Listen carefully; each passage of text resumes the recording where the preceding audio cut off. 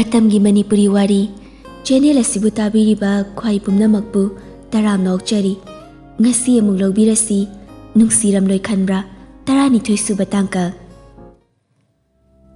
Jairauba maya naksilakpana kaithelsu mina chikna chaina ngamdana tilli risi mama thambalgi manakta lakli thambal pot leiba miyam ama lerami risi ngehak nakanda leptuna leiri mi singadu chatkiba ngaiduna lei pot leiba laklamiba mi singadu chatkraba matungda machana leibadu uduna thambalna risi da kauri risi mama thambalgi manakta changsili nangbu kaidaurage sida laisibo ngasai hidak chaba kauraga chakridubu kaigino kaudana adum puraga chatlo haraga masi haina risi mana purakliba hidak adu mama da pire machana pirakliba hidak adu lauduna thambal ise aidi kauredana chage hainadi aisu puthombanine khara pharakpaduda hidak se amuk chadrabadi amuk hauraktoini hidak se ngasi loidini aini yengubada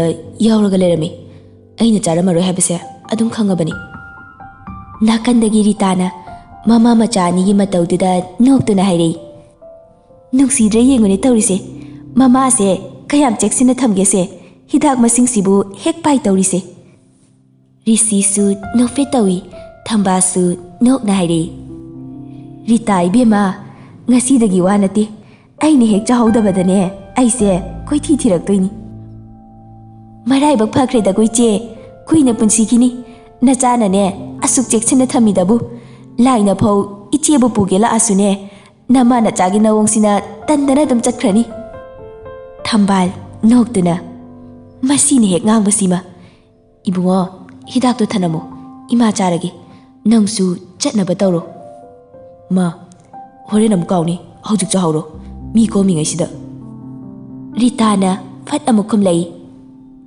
e kauroi ine tawge hek kaubada thambal macha don sina yare nangsu chatlo risi su mama gi manaktagi adumak tholakle mana tholakpa matamda thaibina chatkiba adu haifet uhawi risi thaibibu ubada manakta chatliba miga udakai mirak khai khaiduna chanchat chatli adubu nupi angang punna chatpa oibana yamna thuna mirakta lisinduna chatpa haibadudi yadri mityeng famdi thaibida adumak thamduna chatli sorsu thabet holi mihunsu yam kanna chongli thaibigi maikai mangkhidanaba yamna wana risi mityeng ado thaibina chatpa maikaida koitan tanari phana wana miraktagi thoklaklabani adubu risi karamba matamda mitchoirabano khangdi thaibigi maikai adumak ukhidri upai leitraduna dukan amagi mamangda leptuna thaibina chatkriba maikaiduma yengduna lehori hauziti ure risina lepliba dukan adugi hek mamangda leiriba dukan adudagi thaibi nofet tauna sam haipet semduna tholakpa risi magi nuksijabi thaibigi saktam uzaba mikupta thaibibu mamit kuptana adumak yengduna leiri numit kayani nungsibi magi saktam udrabasu ngasi khangaudaba mikup asida uzabada mabu ngaijabagi awaba pumba mikup aduda kaukri risi thamoi makalamjari risi magi nuksibigi manakta changsilakladuna kauge haina khongthang thuna lakna thaibibu kauge taurei thoi tanjaduda risigi mapa tombana machagi tungthaduna lakpa ubada risi thanglamba khongthang ado hanbagumna tauri tombana nangi legadaba loreko chalasira thaibi nofet tauna loire chalase masi haiduna thaibi dukan mamangda khamduna leiriba gari ado thong hangdoktuna aduma kakhatkre risina su thaibibu kauba ngamhaudana dombana gari adumak thauduna chatkre risi thaibina chatkriba maikaida yengna ningamdana lehori risigi pukningda thoi nangbu matam kuina udabada aise leitafung khangdabani adubu ngasi nangna igi mangda leptuna leiba mikup asida aina kauba ngamhaudabasina ꯍꯦꯟꯅ ꯋꯥꯍꯜꯂꯦ꯫ ꯅꯪꯕꯨ ꯑꯩꯅ ꯅꯤꯡꯁꯤꯡꯗꯕ ꯃꯤꯀꯨꯞ ꯑꯃꯠꯇ ꯌꯥꯎꯈꯤꯗ꯭ꯔꯤꯀꯣ? ꯊꯣꯏꯕꯤ ꯃꯥꯒꯤ ꯀꯥꯗ ꯐꯤꯁꯤꯡ ꯊꯨꯞꯂꯤ꯫ ꯑꯃꯨꯛꯁꯨ ꯋꯥꯈꯜ ꯑꯃ ꯁꯨꯝ ꯈꯟꯕꯗꯧꯅ ꯇꯧꯔꯤ꯫ ꯔꯥꯅꯤ ꯃꯆꯥꯒꯤ ꯀꯥꯗ ꯆꯪꯂꯛꯏ꯫ ꯂꯥꯛꯑꯣꯅꯦ ꯏꯆꯥꯇꯣꯝꯕꯤ, ꯅꯪꯕꯨ ꯆꯥꯛ ꯆꯥꯔꯨꯔꯁꯦ꯫ ꯊꯣꯏꯕꯤ ꯐꯤꯁꯤꯡ ꯑꯗꯨ ꯊꯨꯞꯅ ꯊꯨꯞꯅ ꯈꯨꯝꯂꯛꯏ꯫ ꯃꯥ, ꯑꯩꯈꯣꯏ ꯄꯥꯕꯨꯡ ꯍꯜꯂꯛꯈ꯭ꯔꯕꯣ? ꯔꯥꯅꯤ ꯃꯆꯥꯅ ꯇꯧꯔꯤꯕ ꯑꯗꯨ ꯌꯥꯎꯁꯤꯜꯂꯛꯏ꯫ ꯑꯗꯨꯒ ꯍꯜꯂꯛꯇ꯭ꯔꯤ, ꯈꯔ ꯊꯦꯡꯉꯛꯀꯅꯤ ꯍꯥꯏꯔꯛꯏ꯫ ꯆꯥꯛ ꯆꯥꯊꯣꯛꯑꯝꯃꯣꯌꯦ ꯏꯕꯥꯅꯤ꯫ ꯑꯣ, ꯍꯣꯏ ꯆꯥꯔꯨꯔꯁꯦ꯫ ꯑꯩꯁꯨ ꯁꯤ ꯑꯝꯇ ꯂꯣꯏꯁꯤꯜꯂꯝꯈꯤꯒꯦ꯫ ꯂꯣꯏꯁꯤꯜꯂꯣ꯫ ꯉꯥꯏꯈꯣꯅꯦ ꯅꯪꯕꯨ, ꯔꯥꯖꯇꯣ ꯅꯍꯥꯟ ꯐꯣꯟ ꯇꯧꯔꯛꯑꯝꯕꯅꯤꯅꯦ꯫ ꯅꯪ ꯑꯃꯨꯛꯇ ꯇꯧꯕꯤꯈꯣꯅꯦ꯫ ꯃꯊꯪ ꯇꯧꯔꯛꯄꯗ ꯄꯥꯏꯔꯒꯦ꯫ ꯃꯥ ꯑꯃꯨꯛ ꯊꯕꯛ ꯆꯤꯜꯂꯝꯃꯗꯤ ꯅꯨꯡꯉꯥꯏꯇꯤꯌꯦ꯫ ꯍꯣꯏ, ꯅꯪꯁꯦ ꯍꯟꯗꯛꯇꯤ ꯐꯣꯟ ꯃꯥꯡꯈꯤꯕꯗꯒ ꯑꯃ ꯂꯩꯌꯨ ꯀꯥꯏꯅ ꯍꯥꯏꯔꯛꯇꯦꯅꯦ꯫ ꯐꯣꯟꯒ パꯏꯅꯤꯡꯗ꯭ꯔꯕꯣ ꯅꯪꯕꯣ? ꯍꯟꯗꯛꯁꯦ ꯅꯪꯕꯨ ꯀꯩꯗꯧꯕ ꯌꯥꯎꯒꯦ? ꯃꯥꯏꯊꯣꯡ ꯃꯀꯥꯏ ꯏꯂꯥꯝ ꯂꯥꯝꯗ꯭ꯔꯤꯁꯤꯕꯣ? ꯊꯣꯏꯕꯤ ꯊꯨꯞꯂꯤꯕ ꯐꯤ ꯑꯗꯨ ꯆꯞ ꯂꯦꯞꯄꯤ ꯃꯃꯥ ꯔꯥꯅꯤꯗ ꯍꯥꯏꯐꯦꯠ ꯅꯪꯈꯠꯅ ꯌꯦꯡꯂꯛꯏ꯫ ꯍꯧꯖꯤꯛꯀꯥꯟꯁꯦ ꯐꯣꯟ ꯀꯌꯥ ꯄꯥꯏꯅꯤꯡꯗꯤꯌꯦ, ꯗꯔꯀꯥꯔꯁꯨ ꯑꯣꯏꯗꯕ꯫ ꯗꯔꯀꯥꯔ ꯑꯣꯏꯔꯀꯥꯟꯗ ꯍꯥꯏꯔꯛꯑꯒꯦ ꯏꯃꯥ꯫ ꯃꯁꯤ ꯍꯥꯏꯅ ꯐꯤ ꯊꯨꯞꯄ ꯑꯃꯨꯛ ꯍꯧꯏ꯫ ꯋꯥ ꯉꯥꯡꯕꯁꯨ ꯂꯦꯞꯇꯦ꯫ ꯃꯥ, ꯑꯩꯗꯤ ꯁꯨꯔꯒꯤ ꯈꯟꯕꯗ ꯌꯥꯝꯅ ꯅꯨꯡꯉꯥꯏꯇꯦ꯫ ꯁꯤꯗ ꯀꯣꯛ ꯄꯨꯊꯣꯛꯂꯛꯂꯕꯗꯤ ꯐꯒꯗꯕ꯫ ꯃꯗꯨꯁꯨꯅꯦ ꯍꯦꯛꯇ ꯌꯥꯕ ꯅꯠꯇꯦ꯫ ꯃꯣꯏꯒꯤ ꯃꯄꯨꯍꯣꯏꯗꯣ ꯂꯩꯔꯤꯕꯅꯤꯅ ꯍꯦꯛꯇ ꯌꯥꯗꯦ꯫ ꯑꯩꯈꯣꯏꯁꯨ ꯂꯥꯛꯃꯤꯟꯅꯅꯕ ꯈꯟꯅꯔꯤꯗꯨꯅꯤ꯫ ꯐꯤꯔꯣꯏꯒ ꯂꯣꯏꯔꯕꯗꯤ ꯌꯥꯕꯁꯨ ꯌꯥꯏ꯫ ꯊꯣꯏꯕꯤ ꯅꯨꯡꯉꯥꯏꯇꯅ ꯑꯃꯨꯛ ꯍꯥꯏꯔꯛꯏ꯫ ꯃꯥꯅ ꯑꯩꯈꯣꯏ ꯆꯠꯂꯝꯗꯥꯏꯗ ꯀꯞꯍꯧꯕꯗꯣ ꯌꯥꯝ ꯅꯨꯡꯉꯥꯏꯇꯦ꯫ ꯃꯁꯤ ꯍꯥꯏꯔꯒ ꯊꯣꯏꯕꯤ ꯍꯤꯛ ꯀꯞꯊꯣꯛꯂꯛꯏ꯫ ꯂꯣꯠꯇꯨꯅ ꯂꯩꯔꯤꯕ ꯊꯃꯣꯏꯒꯤ ꯑꯋꯥꯕ ꯄꯨꯝꯕ ꯀꯣꯛꯈ꯭ꯔꯁꯅꯨ ꯃꯇꯥꯒꯨꯝ ꯃꯤꯠꯂꯨꯗꯒꯤ ꯄꯤꯔꯥꯡ ꯂꯦꯞꯇꯅ ꯁꯤꯟꯊꯔꯤ꯫ ꯃꯃꯥ ꯔꯥꯅꯤꯅ ꯃꯆꯥꯕꯨ ꯃꯊꯥꯗ ꯀꯣꯟꯁꯤꯟꯗꯨꯅ ꯊꯦꯝꯖꯤꯟꯕꯤꯔꯤ꯫ ꯑꯗꯨꯕꯨ ꯊꯤꯉꯥꯎ ꯂꯩꯉꯥꯎ ꯂꯩꯔꯝꯕꯤ ꯃꯆꯥꯅ ꯈꯪꯍꯧꯗꯅ ꯋꯥꯈꯜ ꯇꯥꯔꯛꯇꯨꯅ ꯂꯩꯕ ꯑꯁꯤ ꯃꯃꯥꯁꯨ ꯑꯉꯛꯄ ꯑꯃꯁꯨ ꯐꯥꯎꯔꯤ꯫ ꯔꯥꯅꯤ, ꯁꯦ ꯇꯣꯛꯑꯣꯁꯦ, ꯈꯔ ꯂꯩꯔꯒꯅꯦ ꯂꯧꯔꯁꯤ꯫ ꯏꯃꯥꯒ ꯆꯥꯛ ꯆꯥꯅꯕ ꯇꯧꯁꯤ꯫ ꯃꯃꯥꯅ ꯊꯦꯝꯗꯨꯅ ꯃꯆꯥꯒ ꯄꯨꯟꯅ ꯆꯥꯛꯈꯨꯝꯗ ꯆꯥꯛ ꯆꯥꯅꯕ ꯆꯪꯈ꯭ꯔꯦ꯫ ꯔꯤꯁꯤ ꯉꯁꯤꯗꯤ ꯊꯣꯏꯕꯤꯒꯤ ꯃꯇꯝ ꯀꯨꯏꯅ ꯎꯔꯨꯗ꯭ꯔꯕ ꯁꯛꯇꯝ ꯑꯗꯨ ꯎꯕ ꯐꯪꯖꯕ ꯑꯗꯨꯗ ꯋꯥꯈꯜ ꯈꯔ ꯌꯥꯡꯏ꯫ ꯐꯃꯨꯡ ꯑꯗꯨꯗ ꯃꯣꯟ ꯉꯥꯈꯛꯇꯨꯅ ꯅꯣꯚꯦꯜ ꯑꯃ ꯄꯥꯗꯨꯅ ꯂꯩ꯫ ꯇꯟꯖꯥ ꯑꯗꯨꯗ ꯃꯦꯁꯦꯖ ꯑꯃ ꯂꯥꯛꯏ꯫ ꯔꯥꯖꯀꯤꯅꯤ꯫ ꯐꯣꯟ ꯑꯗꯨ ꯋꯥꯆꯞꯇ ꯆꯪꯗꯨꯅ ꯌꯦꯡꯏ꯫ ꯍꯟꯗꯛꯇꯤ ꯑꯩ ꯆꯩꯔꯥꯎꯕ ꯅꯪꯅꯕ ꯊꯣꯛꯂꯛꯀꯅꯤ꯫ ꯇꯤꯀꯦꯠ ꯀꯛꯈ꯭ꯔꯦ꯫ ꯃꯁꯤ ꯍꯥꯏꯒꯦꯅ ꯇꯧꯕꯅꯤ꯫ ꯇꯨꯝꯂꯕꯣ ꯅꯪꯕꯣ? ꯔꯤꯁꯤꯁꯨ ꯄꯟꯊꯗꯅ ꯃꯦꯁꯦꯖ ꯑꯗꯨ ꯍꯜꯂꯤ꯫ ꯇꯨꯝꯗ꯭ꯔꯤꯌꯦ꯫ ꯊꯣꯛꯂꯛꯄꯒ ꯑꯩꯈꯣꯏꯗ ꯂꯥꯛꯑꯣ, ꯋꯥꯔꯤ ꯌꯥꯝꯅ ꯂꯩ꯫ ꯉꯁꯥꯏꯒꯤ ꯊꯧꯗꯣꯛ ꯑꯗꯨ ꯔꯥꯖꯇ ꯇꯝꯅꯤꯡꯕꯅꯤ꯫ ꯑꯗꯨꯕꯨ ꯃꯥ ꯊꯣꯛꯂꯛꯂꯒ ꯅꯤꯡꯊꯤꯅ ꯇꯝꯂꯒꯦ ꯈꯟꯗꯨꯅ ꯋꯥꯐꯝ ꯑꯗꯨ ꯍꯧꯗꯣꯛꯇ꯭ꯔꯤ꯫ ꯑꯦꯛꯖꯥꯝꯒꯤ ꯃꯔꯝ, ꯏꯃꯨꯡꯒꯤ ꯑꯣꯏꯕ ꯈꯔ ꯃꯦꯁꯦꯖꯇ ꯊꯥꯅꯩ꯫ ꯄꯨꯡꯁꯨ ꯉꯜꯂꯤ ꯍꯥꯏꯅ ꯔꯤꯁꯤ ꯃꯄꯥꯟꯂꯣꯝꯗ ꯊꯣꯛꯂꯛꯏ꯫ ꯃꯃꯥ ꯍꯣꯏꯗꯤ ꯉꯁꯥꯏꯅ ꯇꯨꯝꯈ꯭ꯔꯕꯅꯤ꯫ ꯃꯥꯅ ꯍꯦꯛ ꯐꯝꯕ ꯁꯪꯒꯣꯏ ꯑꯗꯨꯗ ꯉꯥꯏꯍꯥꯛ ꯐꯝꯗꯨꯅ ꯂꯩ꯫ ꯃꯦꯡꯂꯕ ꯊꯥꯕꯜꯒꯤ ꯃꯉꯥꯜꯗ ꯍꯤꯡꯒꯣꯜ ꯃꯇꯣꯜ ꯑꯗꯨꯗ ꯁꯤꯡꯒꯥꯔꯩ ꯂꯩꯔꯥꯡꯅ ꯏꯉꯧ ꯉꯧꯅ ꯁꯥꯠꯄ ꯑꯗꯨ ꯅꯤꯡꯊꯤꯅ ꯎꯏ꯫ ꯌꯦꯡꯕꯗ ꯀꯌꯥꯗ ꯐꯖꯔꯤꯕ! ꯑꯃꯨꯛ ꯁꯤꯜꯂꯛꯄ ꯅꯥꯃꯤꯕ ꯅꯨꯡꯁꯤꯠꯅ ꯁꯤꯡꯒꯥꯔꯩ ꯃꯅꯝꯁꯨ ꯂꯣꯏꯅꯗꯨꯅ ꯄꯨꯗꯨꯅ ꯂꯥꯛꯏ꯫ ꯉꯁꯥꯏ ꯊꯣꯏꯕꯤ ꯎꯈꯤꯕꯗꯨ ꯔꯤꯁꯤ ꯑꯗꯨꯝ ꯅꯤꯡꯁꯤꯡꯗꯨꯅ ꯂꯩꯔꯤ꯫ ꯋꯥꯈꯜꯗ ꯈꯟꯕꯗꯨ ꯆꯤꯟꯕꯥꯜ ꯊꯣꯛꯅ ꯍꯥꯏꯗꯣꯔꯛꯏ꯫ ꯀꯅꯥ ꯇꯥꯔꯔꯣꯏ ꯈꯟꯅ꯫ ꯊꯣꯏ, ꯅꯪꯕꯨ ꯃꯇꯝ ꯀꯨꯏꯔꯕ ꯃꯇꯨꯡꯁꯤꯗ ꯎꯕ ꯐꯪꯖꯔꯤ꯫ ꯉꯁꯤꯗꯤ ꯗꯗꯥ ꯌꯥꯝꯅ ꯍꯔꯥꯎꯏ꯫ ꯅꯪꯁꯨ ꯑꯩꯕꯨ ꯁꯣꯏꯗꯅ ꯎꯅꯤꯡꯉꯝꯒꯅꯤ꯫ ꯑꯩꯁꯨ ꯅꯪꯕꯨ ꯌꯥꯝꯅ ꯎꯅꯤꯡꯉꯦ ꯊꯣꯏ꯫ ꯑꯩꯅ ꯉꯥꯏꯔꯛꯄ ꯅꯨꯃꯤꯠ ꯑꯗꯣ ꯏꯁꯣꯔ ꯃꯥꯅ ꯁꯣꯏꯗꯅ ꯊꯨꯡꯍꯟꯕꯤꯔꯅꯤ꯫ ꯍꯌꯦꯡꯗꯤ ꯅꯪꯒꯤ ꯃꯥꯡꯗ ꯑꯩ ꯁꯣꯏꯗꯅ ꯂꯦꯞꯂꯒꯦ ꯊꯣꯏꯕꯤ꯫ ꯇꯝꯅꯥꯒꯤ ꯈꯣꯟꯖꯦꯜ ꯅꯨꯡꯁꯤꯕ ꯑꯍꯤꯡ ꯑꯗꯨ ꯀꯥꯎꯖꯦꯡ ꯍꯔꯥꯎꯅ ꯅꯥꯎꯁꯨꯝ ꯏꯁꯩꯕꯨ ꯁꯛꯂꯔꯤ꯫ ꯂꯤꯔꯤ ꯂꯤꯔꯤ ꯍꯨꯝꯂꯛꯂꯤꯕ ꯃꯥꯂꯪꯕꯅ ꯏꯪꯅ ꯇꯞꯅ ꯅꯥꯁꯣꯟꯗ ꯄꯨꯡꯂꯣꯟ ꯑꯣꯏꯗꯨꯅ ꯇꯥꯏꯕꯪ ꯄꯥꯟꯕ ꯄꯨꯝꯕꯁꯨ ꯅꯥꯎꯁꯨꯝꯂꯔꯤ꯫ ꯊꯥꯖ ꯃꯥꯒꯤ ꯃꯇꯝꯕꯨ ꯂꯣꯏꯗꯨꯅ ꯀꯣꯔꯧꯍꯟꯕ ꯃꯥꯁꯨ ꯆꯤꯡꯌꯥꯗꯒꯤ ꯇꯞꯅ ꯇꯞꯅ ꯃꯥꯂꯦꯝ ꯄꯨꯝꯕꯕꯨ ꯃꯉꯥꯜ ꯌꯦꯜꯂꯔꯤ꯫ ꯔꯤꯁꯤ ꯀꯣꯂꯦꯖ ꯆꯠꯅꯕ ꯍꯥꯏꯅ ꯑꯣꯇꯣ ꯇꯣꯡꯗꯨꯅ ꯂꯥꯛꯂꯤ꯫ ꯉꯁꯤꯗꯤ ꯊꯥꯖ ꯍꯥꯟꯅꯒꯨꯝꯅ ꯄꯥꯔꯀꯤꯡꯗ ꯂꯩꯔꯝꯗ꯭ꯔꯤ꯫ ꯉꯁꯥꯏ ꯑꯌꯨꯛ ꯔꯤꯁꯤꯗ ꯂꯥꯛꯂꯔꯣꯏ ꯍꯥꯏꯔꯛꯂꯕꯅꯤ꯫ ꯔꯤꯁꯤ ꯑꯣꯇꯣꯒꯤ ꯄꯩꯁꯥ ꯄꯤꯔꯤꯉꯩ ꯂꯥꯞꯅ ꯊꯣꯏꯕꯤ ꯃꯃꯥꯟꯅꯕꯤꯁꯤꯡꯒ ꯂꯣꯏꯅꯅ ꯆꯠꯃꯤꯟꯅꯔꯤꯕꯗꯨ ꯎꯔꯤ꯫ ꯔꯤꯁꯤ ꯊꯣꯏꯕꯤꯕꯨ ꯎꯕꯗ ꯄꯩꯁꯥ ꯑꯗꯨ ꯁꯠ ꯄꯤꯔꯝꯂꯒ ꯊꯣꯏꯕꯤꯕꯨ ꯇꯥꯟꯅꯔꯛꯏ꯫ ꯒꯥꯔꯤꯁꯤꯡ ꯑꯗꯨ ꯂꯥꯟꯊꯣꯛꯇꯨꯅ ꯇꯥꯟꯅꯔꯛꯄꯅ ꯊꯣꯏꯕꯤ ꯍꯣꯏꯅ ꯆꯠꯂꯤꯕ ꯑꯗꯨ ꯌꯧꯁꯤꯜꯂꯛꯂꯤ꯫ ꯔꯤꯁꯤ ꯊꯣꯏꯕꯤꯒꯤ ꯃꯅꯥꯛ ꯅꯛꯁꯤꯜꯂꯛꯄꯗ ꯊꯣꯏꯕꯤꯕꯨ ꯍꯥꯟꯅ ꯀꯧꯔꯛꯏ꯫ ꯊꯣꯏꯕꯤ꯫ ꯊꯣꯏꯕꯤ ꯃꯃꯥꯏ ꯑꯗꯨ ꯐꯠ ꯂꯥꯎꯅ ꯂꯩꯊꯣꯛꯂꯝꯂꯒ ꯌꯥꯝꯅ ꯊꯨꯅ ꯃꯃꯥꯟꯅꯕꯤꯒꯤ ꯃꯈꯨꯠ ꯑꯗꯨ ꯆꯤꯡꯗꯨꯅ ꯆꯦꯟꯆꯠ ꯆꯠꯈꯤ꯫ ꯔꯤꯁꯤꯁꯨ ꯊꯣꯏꯕꯤꯅ ꯀꯧꯕ ꯇꯥꯗꯅ ꯆꯠꯂꯤꯕꯁꯤ ꯀꯔꯤꯒꯤꯅꯣ ꯈꯟꯅ ꯑꯗꯨꯃꯛ ꯇꯥꯟꯅꯔꯤ꯫ ꯊꯣꯏꯕꯤ ꯔꯤꯁꯤꯕꯨ ꯍꯟꯅ ꯌꯦꯡꯂꯝꯗꯅ ꯑꯗꯨꯃꯛ ꯆꯦꯟꯆꯠ ꯆꯠꯂꯤ꯫ ꯊꯣꯏꯕꯤ ꯃꯤꯔꯛꯇ ꯆꯠꯈꯤꯕꯅ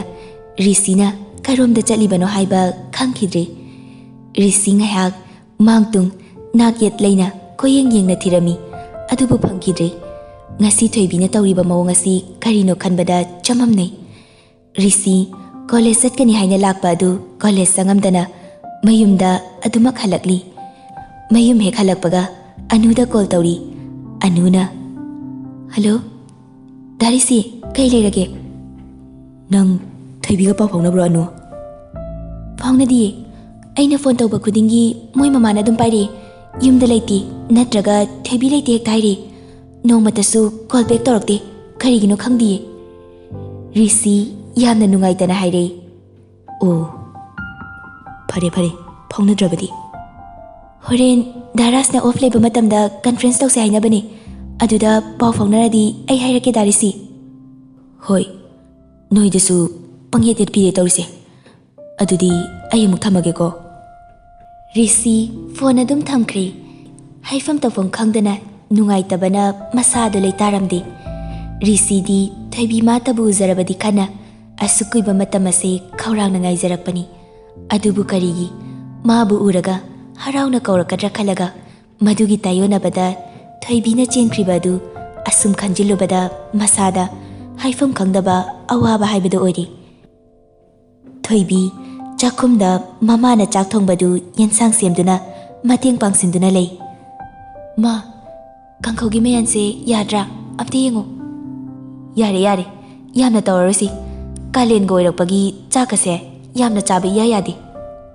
"ꯃꯥ, ꯐꯣꯟ ꯂꯥꯛꯄ ꯃꯥꯜꯂꯦ. ꯅꯪ ꯑꯝꯇ ꯌꯦꯡꯉꯨꯆꯣ, ꯅꯈꯣꯏꯒꯤ ꯄꯥꯕꯨꯡ ꯑꯣꯏꯔꯝꯒꯅꯤ." ꯊꯣꯏꯕꯤ ꯃꯃꯥꯒꯤ ꯀꯥꯗ ꯆꯪꯗꯨꯅ ꯐꯣꯟ ꯑꯗꯨ ꯄꯥꯏꯈꯠꯂꯤ꯫ ꯇꯧꯔꯛꯂꯤꯕ ꯀꯣꯜ ꯑꯗꯨ ꯁꯦꯐ ꯇꯧꯗꯕ ꯅꯝꯕꯔ ꯑꯣꯏꯔꯝꯃꯤ꯫ ꯊꯣꯏꯕꯤꯅ, "ꯍꯜꯂꯣ, ꯀꯅꯥ?" ꯀꯣꯜ ꯑꯗꯨ ꯑꯅꯨꯒꯤ ꯑꯣꯏꯔꯝꯃꯤ꯫ ꯑꯅꯨꯅ, "ꯍꯦ, ꯑꯩꯅꯤ ꯏꯕꯦꯝꯃ, ꯅꯍꯥꯟꯈꯩ ꯑꯗꯨ ꯀꯨꯏꯅ ꯃꯥꯡꯉꯨꯏꯗꯨꯅ ꯂꯣꯠꯀꯦ ꯌꯥꯎꯅ ꯂꯣꯠꯂꯤꯔꯣ?" "ꯍꯩꯃꯥ, ꯅꯪ ꯑꯣꯏꯔꯦ. ꯑꯩ ꯁꯤꯜꯆꯔꯗ ꯆꯠꯂꯨꯏꯌꯦ." "ꯍꯣꯏꯅꯦ, ꯁꯤꯜꯆꯔꯗ ꯆꯠꯂꯨꯏ ꯍꯥꯏꯕꯗꯨꯗꯤ ꯑꯩꯁꯨ ꯈꯪꯉꯤ. ꯍꯜꯂꯛꯄꯗꯤ ꯀꯨꯏꯔꯝꯃꯅꯤ. ꯅꯋꯥ ꯅꯄꯥꯎꯒ ꯑꯝꯇ ꯇꯥꯍꯟꯗꯕꯤꯅꯦꯕ." "ꯑꯦ, ꯑꯩꯒꯤ ꯐꯣꯟꯁꯨ ꯇꯥꯍꯧꯔꯦ. ꯅꯪꯒꯤ ꯅꯝꯕꯔꯁꯨ ꯑꯝꯇ ꯌꯥꯎꯗꯕꯒꯤ ꯇꯧꯕꯅꯦ." "ꯌꯥꯔꯦ ꯏꯕꯦꯝꯃ, ꯉꯝꯅꯕ ꯈꯨꯝꯃꯛꯑꯅꯨ. ꯐꯣꯟ ꯇꯥꯍꯧꯔꯁꯨ ꯃꯃꯥꯗ ꯑꯩꯅ ꯐꯣꯟ ꯀꯌꯥꯔꯛꯅꯣ ꯇꯧꯔꯤꯗꯨꯕꯣ? ꯀꯣꯜ ꯕꯦꯛꯀ ꯑꯝꯇ ꯇꯧꯕꯤꯔꯛꯇꯦꯅꯦ." "ꯀꯩꯅꯣ, ꯑꯩꯈꯣꯏ ꯃꯥꯅꯗꯤ ꯑꯝꯇ ꯍꯥꯏꯔꯛꯇꯤꯌꯦ. ꯀꯥꯎꯔꯕ ꯈꯪꯗꯦ." ꯊꯣꯏꯕꯤ ꯉꯝꯅꯕ ꯑꯗꯨꯃꯛ ꯈꯨꯝꯃꯤ꯫ ꯇꯁꯦꯡꯅ ꯈꯪꯗ꯭ꯔꯤꯕ꯭ꯔꯥ ꯅꯠꯇ꯭ꯔꯒ ꯃꯃꯥꯅ ꯇꯝꯗ꯭ꯔꯤꯕ꯭ꯔꯥ? ꯀꯔꯤꯒꯤ ꯃꯃꯥꯅ ꯑꯃꯨꯛ ꯇꯝꯗ꯭ꯔꯤꯕ꯭ꯔꯥ? ꯀꯥꯎꯔꯕ꯭ꯔꯥ ꯅꯠꯇ꯭ꯔꯒ ꯊꯣꯏꯕꯤꯅ ꯄꯥꯏꯅꯤꯡꯗꯕꯒꯤ ꯍꯥꯏꯖꯤꯜꯂꯤꯕ꯭ꯔꯥ? ꯋꯥꯍꯪ ꯀꯌꯥ ꯊꯣꯛꯈ꯭ꯔꯦ꯫ ꯑꯅꯨꯅ, "ꯅꯪꯅꯦ ꯆꯩ ꯌꯥꯝꯅ ꯂꯩꯕ ꯃꯤꯅꯦ. ꯉꯥꯏꯈꯣꯀꯣ, ꯑꯗꯨꯝ ꯄꯥꯏꯌꯨ, ꯍꯣꯜꯗ ꯂꯩꯌꯨ." ꯊꯣꯏꯕꯤꯁꯨ ꯉꯥꯏꯍꯥꯛ ꯉꯥꯏꯔꯕ ꯃꯇꯨꯡꯗ ꯑꯅꯨꯅ ꯑꯃꯨꯛ ꯂꯥꯏꯟꯗ ꯂꯥꯛꯏ꯫ ꯑꯅꯨꯅ, "ꯊꯣꯏꯕꯤ, ꯙꯔꯥꯖꯍꯣꯏꯁꯨ ꯄꯥꯏꯕꯅꯤ. ꯅꯪ ꯉꯁꯤꯗꯤ ꯋꯥꯔꯤ ꯐꯖꯅ ꯁꯥꯟꯅꯁꯤ." ꯏꯁ, ꯀꯤꯕꯨ ꯀꯤꯍꯦ ꯈꯨꯍꯥꯏꯒꯗꯤ꯫ ꯔꯥꯖ ꯊꯣꯏꯕꯤꯗ ꯍꯥꯏꯔꯛꯂꯝꯃꯤ꯫ "ꯉꯥꯏꯈꯣ, ꯀꯤꯕꯒ ꯌꯥꯔꯣꯏ. ꯅꯪꯕꯨ ꯑꯃꯗꯣ ꯄꯥꯎ ꯑꯝꯇ ꯐꯥꯎꯅꯕ ꯇꯧꯅꯦ. ꯑꯗꯨ ꯅꯠꯇ꯭ꯔꯗꯤꯅꯦ, ꯁꯣꯏꯗꯅ ꯁꯥꯃꯨ ꯃꯈꯣꯡꯗ ꯌꯧꯅꯔꯅꯤ." "ꯍꯥ, ꯀꯅꯥꯅꯣ ꯍꯥꯏꯁꯤꯕꯣ?" "ꯏꯁ, ꯈꯪꯖꯤꯟꯅꯗꯕꯒ ꯁꯥꯏꯌꯦ. ꯍꯣ, ꯗꯥ ꯔꯤꯁꯤꯗꯣ." "ꯑꯣ, ꯃꯥꯒꯤ ꯋꯥ ꯑꯣꯏꯔꯦ." ꯊꯣꯏꯕꯤ ꯌꯥꯝꯅ ꯀꯥꯛꯅ ꯃꯁꯤ ꯀꯛꯈꯥꯏꯗꯨꯅ ꯋꯥ ꯃꯈꯥ ꯇꯥꯗꯦ꯫ ꯔꯥꯖ ꯊꯣꯏꯕꯤꯅ ꯋꯥ ꯃꯈꯥ ꯇꯥꯔꯛꯇꯕ ꯑꯗꯨꯗ, "ꯍꯥꯏꯁꯨ ꯍꯥꯏꯕꯅꯤ, ꯊꯣꯏꯕꯤ, ꯅꯪ ꯗꯥ ꯔꯤꯁꯤꯗꯣ ꯌꯥꯝ ꯋꯥꯔꯕꯅꯤ. ꯅꯪꯅ ꯐꯣꯟ ꯄꯥꯏꯗ꯭ꯔꯕꯁꯨ ꯅꯣꯏ ꯃꯥꯗꯩꯔ ꯀꯩꯅꯣ ꯄꯥꯎ ꯑꯝꯇ ꯐꯥꯎꯅꯧ. ꯑꯩ ꯅꯝꯕꯔ ꯄꯤꯔꯛꯀꯦ." ꯊꯣꯏꯕꯤ ꯉꯥꯏꯍꯥꯛ ꯇꯨꯃꯤꯟꯅ ꯂꯩ꯫ ꯑꯗꯨꯒ, "ꯃꯥꯒꯤ ꯋꯥꯔꯤ ꯑꯣꯏꯔꯒꯗꯤ ꯙꯔꯥꯖ, ꯇꯣꯛꯁꯤꯗ. ꯑꯩ ꯃꯥꯒ ꯋꯥꯔꯤ ꯁꯥꯟꯅꯕ ꯄꯥꯝꯗ꯭ꯔꯦ." ꯊꯣꯏꯕꯤꯒꯤ ꯋꯥꯍꯩ ꯑꯗꯨꯗ ꯑꯅꯨꯅ ꯉꯛꯅ, "ꯑꯦ, ꯀꯩꯅꯣ ꯊꯣꯏꯕꯤ, ꯅꯪꯅ ꯍꯥꯏꯗꯨꯕꯣ? ꯙꯥꯔꯤꯁꯤꯅ ꯅꯪꯉꯣꯟꯗ ꯀꯩꯗꯧꯔꯒꯦ? Unaraga natrabasu phondadi wari amtadi sanaba yaidana. Thoibi sakpham khongonoli khonjelsu sakphamgi matung inkre saurap tawna. Maga wari sanabagi kanaba lerare haiba ai khangi. Aduna sanadabana phare. Mana kari tawba tawdaba haibadudi ma masa mathantana adum khangjarani. Rasu Thoibina hairakliba adu wakhal tadre. Thoibi kaino nangna hai mayamdubo silchada kari laiga unarage nang yamna hongame. Thoibi mamit usinduna tapna hairei. Daras aise ilang langjeduna adumak leijabani. Adubu ai pukche leptabi amadi nate. Aina ngasi hongibase kanana honganbano. Mi amabu aini irai laina thajarubagi oirambatai. Maga pau phaunaduna ai makhatana magi matamado manganbai pamdre. Thoibigi wahai aduda anusu hoi adu nangna nungaitabado aikhoidadi share tawba yaidana. Hojikti hairage ai kona phajana hairage nabani wari sanahoro ai thame. Masi haiduna Thoibi phone ado patkakhi tanja aduda rani su sangai. Noi pabunglo kanano ne? Natema anu ne. Masi haiduna chatki tawri rani na amu. Hai kaidano ne chak chasi hairaga. Ma ai kona charage. Thoibi magi kada prap kakhatki. Mama rani su kaidaurabano khana ingak ngakna yengduna lehauri. Somda Thoibina thamkraba matung Rasna Risida call tawsali. Risina hek pairakpaga nungaitana hairaklami. Ngasi ai Thoibiga wari sanai. Mana hairakpado tabada ai wakalga mange bai. Nang maga saunaba laikibro. Risi su tapna khumlai. Magadi kai saunaba laikidi. Mana kai hairake. Ai su khalibani. Aina mangonda kari lalurabano. Mana ai uraga khauramdana chelisi haidana. Ai wakalna laba phangdi. Rasu khangning na hanglaklami. Nang uraga cheliba. Hoi bai. Ai su wakal tadi. Magi mawong ase. Hoine. Aina phone tawudsu nangonda yamna sawa mali. Maram hangwasu masana khangjagani hekta hairine. Mana ingonda sawa. Waroba. Kari maramge. Risi wakalda mana kari tawkibana Thoibina asuk warobagum tawribano haina khali. Asukuiba matamasi matabu khalakpa wana ngaiduna lakpani. Adubu kariga asuk mana na thairiba si khanbada hena wakal wari. Rasna bai tabro. Risi wakalado kaidano matauri. Thoibigi wakalna lalat tawna khumlai. How tai bai. Risi amuktang sor sang no hondui. Aduga mangonda aina kari tawkrage. Ai sana wakal tadre. Matabu halakpa natro. Aina wana ngaijarakpa. Aduga mana ibu kainoba aina tawduisibu. Nangsu khangiba natro. Mabu ngaibada aina kayada wakiba. Rasu thempham ama ikhang khangdri. Bai aisu khangdri. Magi mawong ase. Kaisu khalurano se. Aina phanaba singe. Aisu hayengda ngairedana tholaktoiba. Hoi bai. Ai thamage adudi. Wakhalgado hena khanjinganuko aina phanaba singani. Risi ahenba wa makhatadana phone adu adumak thamkri. Risi Rasna tamlakpa Thoibigi wai singaduna hena khoidau pangsauda saugatpa phongdokpa ngamdana thamoida maichakna omduna chakli. Pantharuba tawdana phirol loisinduna Thoibi hoiromda lai. Risi Thoibi hoigi mayumgi hek mayuknabada laiba hotel aduda Thoibibu tholakpa ngaiba oina leiri. Hotel aduda phamduna lei. Ngehakki matungda domba amadi rani maphinana gari thauduna chatkibadu Risina uhori.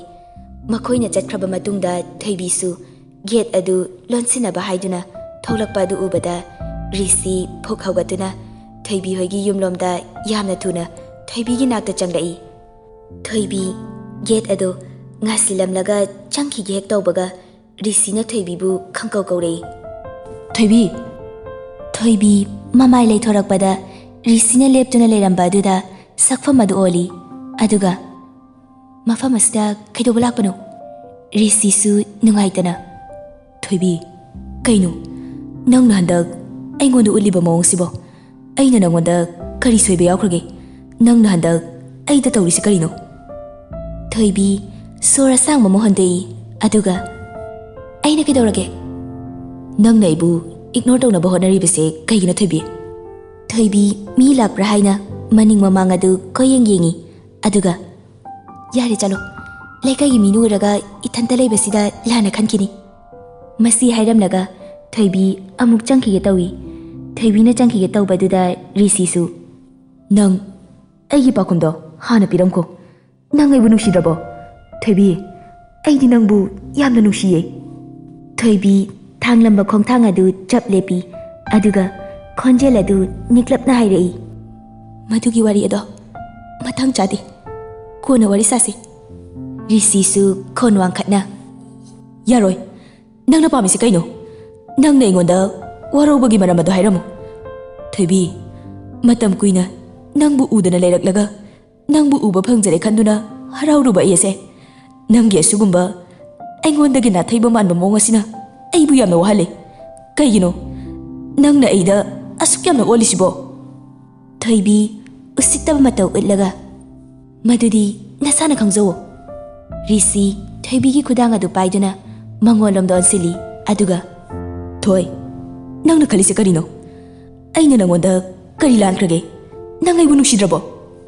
ꯔꯤꯁꯤꯅ ꯄꯥꯏꯔꯛꯂꯤꯕ ꯈꯨꯗꯥꯡ ꯑꯗꯨꯗ ꯌꯦꯡꯗꯨꯅ ꯊꯣꯏꯕꯤ ꯅꯨꯡꯁꯤꯕ, ꯅꯪꯒꯤ ꯋꯥꯍꯩ ꯑꯁꯤꯅ ꯅꯪꯕꯨ ꯅꯥꯊꯩꯕ ꯍꯧꯔꯛꯐꯝꯅꯤ ꯍꯥꯏꯕ ꯅꯁꯥꯅ ꯈꯪꯖꯧ꯫ ꯑꯩ ꯅꯪꯒꯤ ꯑꯣꯏꯗꯕ ꯋꯥꯍꯩꯁꯤꯡ ꯑꯁꯦ ꯑꯩ ꯇꯥꯕ ꯄꯥꯝꯗ꯭ꯔꯦ꯫ ꯑꯩꯕꯨ ꯑꯃꯨꯛ ꯍꯟꯅ ꯋꯥꯍꯜꯂꯅꯨ꯫ ꯑꯩꯒꯤ ꯊꯃꯣꯏ ꯑꯁꯦ ꯍꯟꯖꯤꯟ ꯍꯟꯖꯤꯟꯅ ꯀꯥꯏꯍꯟꯕꯤꯔꯅꯨ ꯄ꯭ꯂꯤꯖ꯫ ꯊꯣꯏꯕꯤꯅ ꯍꯥꯏꯔꯛꯂꯤꯕ ꯋꯥꯍꯩ ꯑꯗꯨ ꯇꯥꯕꯗ ꯔꯤꯁꯤ ꯋꯥ ꯑꯃꯠꯇ ꯉꯥꯡꯗꯅ ꯊꯣꯏꯕꯤꯗ ꯑꯗꯨꯃꯛ ꯌꯦꯡꯗꯨꯅ ꯂꯩ꯫ ꯊꯣꯏꯕꯤꯁꯨ ꯋꯥ ꯃꯈꯥ ꯇꯥꯔꯛꯂꯝꯃꯤ, ꯅꯪ ꯆꯠꯂꯨ, ꯅꯪꯅ ꯄꯥꯝꯕ ꯄꯥꯎꯈꯨꯝ ꯑꯗꯣ ꯑꯩꯅ ꯄꯤꯔꯕ ꯅꯠꯇ꯭ꯔꯣ? ꯑꯩꯒꯤ ꯃꯥꯡꯗ ꯑꯃꯨꯛ ꯍꯟꯅ ꯎꯍꯟꯕꯤꯔꯅꯨ꯫ ꯅꯪꯕꯨ ꯎꯔꯒ ꯆꯝꯂꯕꯤ ꯊꯃꯣꯏ ꯑꯁꯤꯅ ꯅꯪꯕꯨ ꯑꯁꯨꯛ ꯊꯥꯖꯔꯨꯕ ꯀꯔꯤꯒꯤꯅꯣ ꯍꯥꯏꯅ ꯏꯊꯟꯇ ꯅꯤꯟꯗꯥ ꯇꯧꯖꯔꯦ꯫ ꯑꯩ ꯀꯅꯥꯗꯁꯨ ꯁꯥꯎꯗꯦ, ꯁꯥꯎꯕꯒꯤ ꯃꯔꯝꯁꯨ ꯂꯩꯇꯦ꯫ ꯑꯩꯅ ꯉꯁꯤ ꯎꯔꯤꯕꯁꯤꯡ ꯑꯁꯦ ꯑꯩꯅ ꯑꯄꯪꯕꯤ ꯑꯣꯏꯔꯨꯕꯒꯤꯅꯤ ꯍꯥꯏꯅ ꯑꯩ ꯈꯜꯂꯒꯦ꯫ ꯅꯪꯁꯨ ꯑꯩꯒꯤ ꯃꯥꯡꯗ ꯑꯃꯨꯛ ꯍꯟꯅ ꯂꯥꯛꯄꯤꯔꯅꯨ, ꯎꯍꯟꯕꯤꯔꯅꯨ꯫ ꯑꯩꯁꯨ ꯅꯪꯕꯨ ꯎꯅꯅꯕ ꯍꯣꯠꯅꯔꯒꯦ꯫ ꯆꯠꯄꯤꯈ꯭ꯔꯣ꯫ ꯋꯥꯍꯩꯁꯤꯡ ꯑꯁꯤ ꯍꯥꯏꯅ ꯍꯥꯏꯅ ꯊꯣꯏꯕꯤ ꯄꯤꯔꯥꯡ ꯁꯤꯟꯊꯔꯛꯂꯝꯃꯤ ꯑꯗꯨꯒ ꯔꯤꯁꯤꯗ ꯍꯟꯅ ꯌꯦꯡꯗꯕꯤ ꯄꯤꯔꯥꯡꯁꯤꯡ ꯑꯗꯨ ꯇꯩꯊꯣꯛꯂꯒ ꯆꯦꯟꯁꯤꯟꯈꯤ꯫ ꯔꯤꯁꯤꯁꯨ ꯊꯣꯏꯕꯤ! ꯊꯣꯏꯕꯤꯅ ꯆꯠꯈꯤꯕꯗꯨ ꯃꯥꯅ ꯌꯦꯡꯗꯨꯅ ꯂꯩꯍꯧꯏ꯫ ꯊꯣꯏꯕꯤꯒꯤ ꯑꯁꯤꯒꯨꯝꯕ ꯃꯇꯧ ꯃꯃꯥꯡꯗ ꯑꯃꯨꯛꯇ ꯎꯈꯤꯗ꯭ꯔꯤ꯫ ꯑꯗꯨꯕꯨ ꯉꯁꯤ ꯑꯁꯨꯛ ꯋꯥꯔꯧꯅ ꯍꯥꯏꯔꯛꯂꯤꯕꯒꯤ ꯃꯔꯝꯅ ꯀꯔꯤꯒꯤ? ꯑꯗꯨꯕꯨ ꯊꯣꯏꯕꯤꯒꯤ ꯆꯠꯄꯤꯈ꯭ꯔꯣ ꯍꯥꯏꯕ ꯋꯥꯍꯩ ꯑꯁꯤꯅ ꯔꯤꯁꯤꯁꯨ ꯈꯥꯝꯕ ꯌꯥꯗ ꯃꯄꯤ ꯁꯤꯟꯊꯔꯛꯂꯤ, ꯂꯦꯞꯄ ꯂꯩꯇ꯫